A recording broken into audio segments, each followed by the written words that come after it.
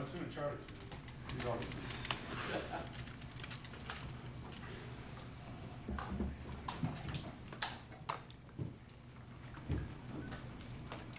Willie's ready when he asks for him to say his name.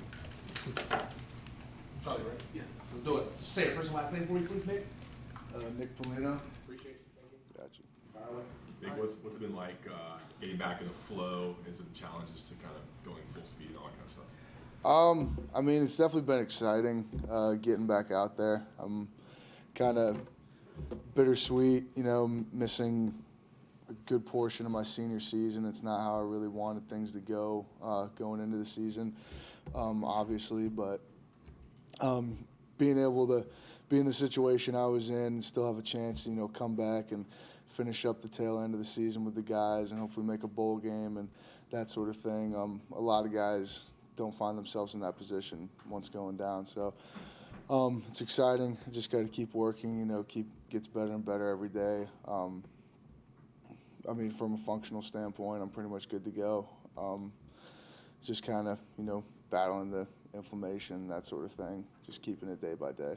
You working at guard and center in practice or Yeah, I've been working predominantly at guard, but I mean, I obviously am center. I can play center as well, so you know, like I've always said, wherever they want me to play, that's where I'll go.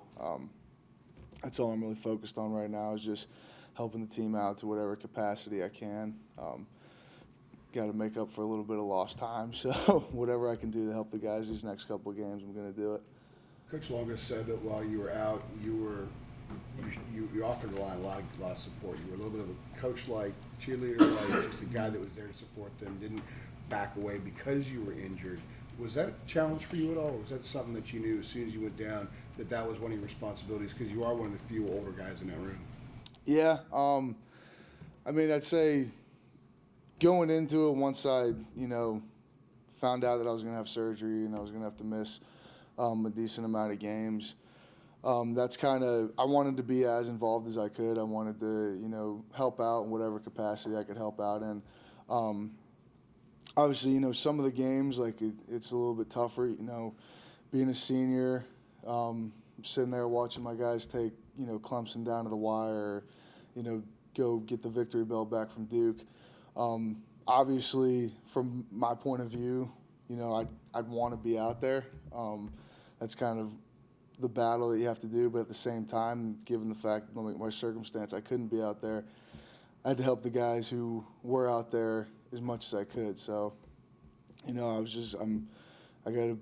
been playing for a while. I got a lot of experience under my belt. I can see things that maybe, you know, the coach isn't watching at that point. You know, he's watching somebody. I see something else. So just kind of, you know, when they'd come off the bench, when they'd come off the field, you know, run over there, talk to the guys, see what they're seeing, you know, tell them what I was seeing, you know, that sort of thing, just trying to help out in any way that I could. Aside from the injury itself and then learning you had to have surgery, what was the hardest moment during this process for you? I would honestly just say, you know, after that, just kind of, you know, having to miss so much time, you know, it was kind of like I was saying, you know, your senior season, you got going into it, you know, you're thinking super high, and then just kind of having to be sidelined and not being able to be out there when you, like I was saying, when you see the guys, you know, taking Clemson down to the last play or that sort of thing. I mean, it's obviously like everyone on a team is important, and everyone has their role, but there's a certain degree of pride that you feel, you know, when you were out there and you're playing and, you know, you're trading blows when you take a team down to the wire, you end up winning, pulling out a win. Like, that's kind of what you miss the most when you're sitting there and, you know, or when things are going wrong and you can't do anything to go out there and, like, make things better physically. That's definitely probably the hardest part. Nick, from a career perspective, you came in and this team was way up here, Mm-hmm. and then you had a couple of tough years last year.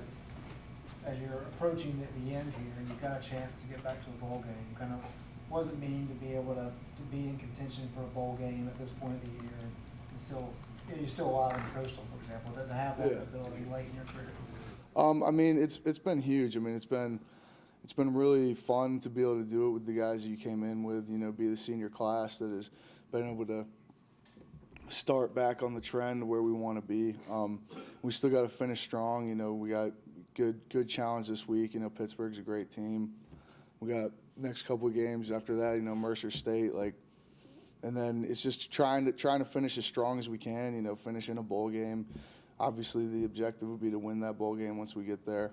You know, just kind of doing whatever we can. You know, just to get it back on track to where we want to be and set an example for the young guys to keep it going in the future.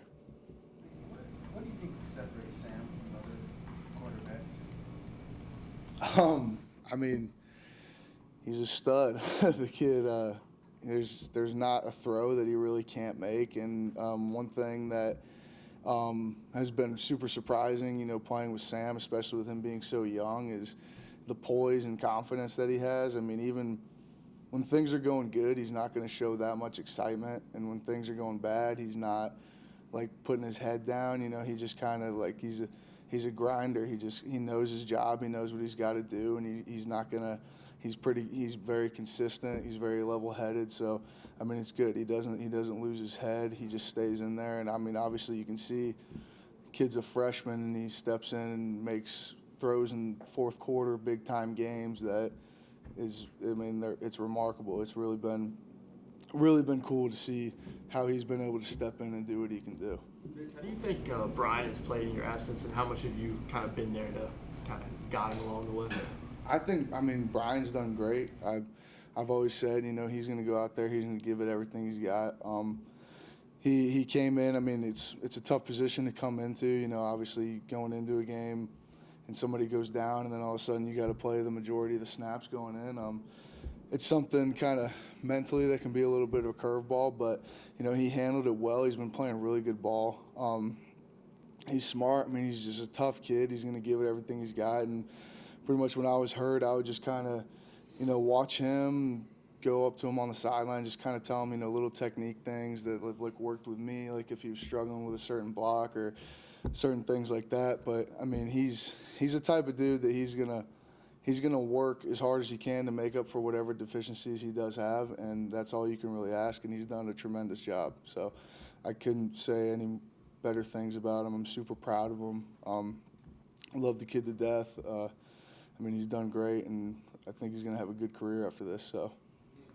If I could ask a follow-up, when was the first time you knew that Sam was a real deal? Do you have a story that kind of proved to you?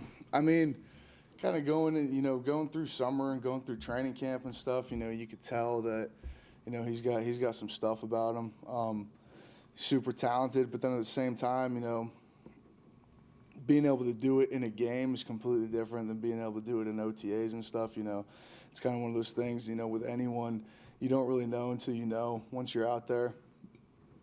But I'd say, you know, probably that first game against South Carolina, that fourth quarter that he had, I mean, he was like pretty sure he was cramping in his throwing hand, which, believe it or not, that can happen.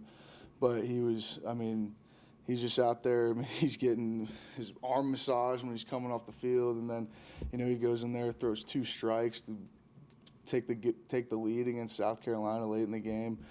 Comes back, does the same thing against Miami late in the game. You know, just the way he's been able to handle himself and, you know, deliver when he's been called upon as a freshman, and not really feel any of that pressure with the little playing experience he had. I mean, now he's obviously got at least close to a full season under his belt, but being able to do that as a freshman coming out of high school, playing your last game was a high school game, it's pretty remarkable.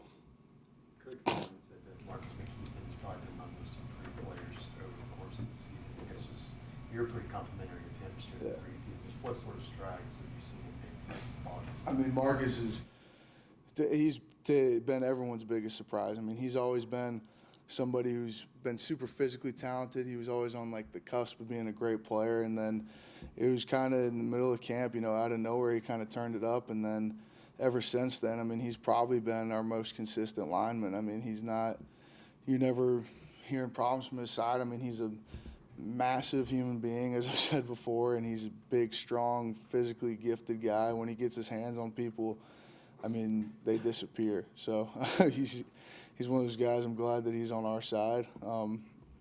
If you've ever met Marcus, he's a pretty physically imposing guy.